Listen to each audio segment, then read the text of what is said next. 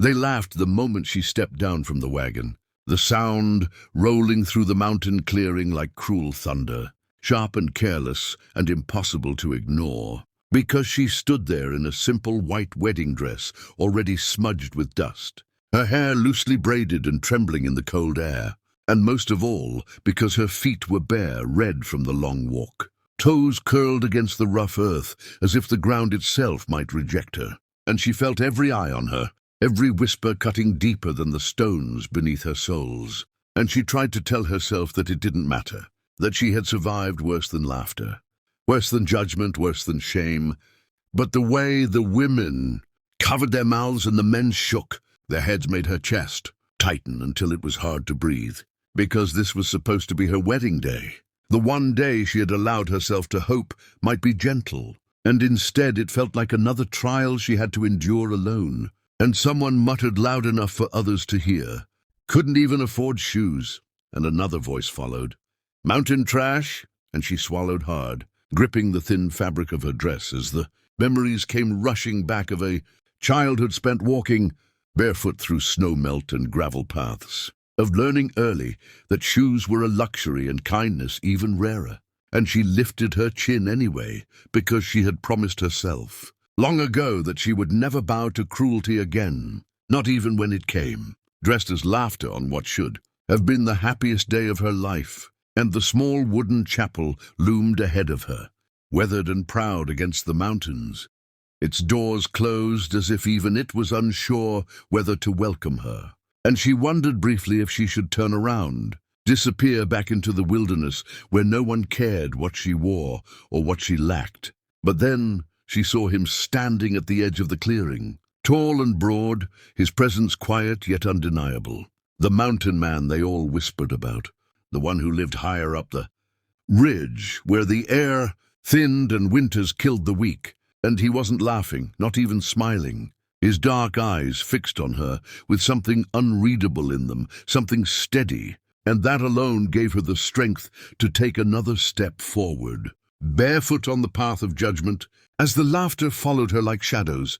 And if you're still listening to this story right now, if you can feel the sting of that moment and the weight of every unkind word, then stay with it, because stories like this are meant to be felt all the way through. And subscribing to the channel means you won't miss the moments when shame turns into strength and when love arrives in the most unexpected ways. And she reached the middle of the clearing just as the wind shifted, carrying the scent of pine and cold stone, and the laughter faded slightly, not because the people had grown kinder, but because something had changed. Because the mountain man began to move, one heavy step at a time, boots sinking into the dirt as he crossed the space between them, and murmurs rippled through the crowd now, confusion replacing mockery. And she didn't look at him at first, afraid that whatever she saw in his face might undo the fragile courage holding her upright. And she stared instead at the chapel doors, closed and silent, wondering if love could really begin this way, in humiliation and dust, with bare feet and borrowed courage. And when he finally stopped, in front of her she felt the ground seemed to steady beneath her, as if the mountains themselves were paying attention, and she dared to glance up, meeting his gaze. And there was no pity there, no judgment, only a quiet certainty that made her throat tighten. And without a word he bent slightly, his shadow falling over her like shelter, and the crowd held its breath, unsure what would happen next, because no one had ever seen the mountain man interfere in anything, especially not a wedding.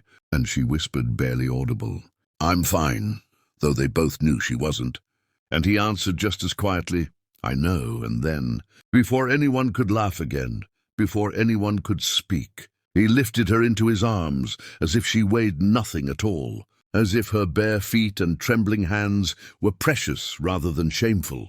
And a sharp silence fell over the clearing, the kind that comes when cruelty is suddenly exposed for what it is. And her heart slammed against her ribs as she clutched his shoulder, the rough fabric of his coat solid beneath her fingers. And for the first time that day, she felt safe, truly safe, carried not just away from the dirt, but away from the laughter itself.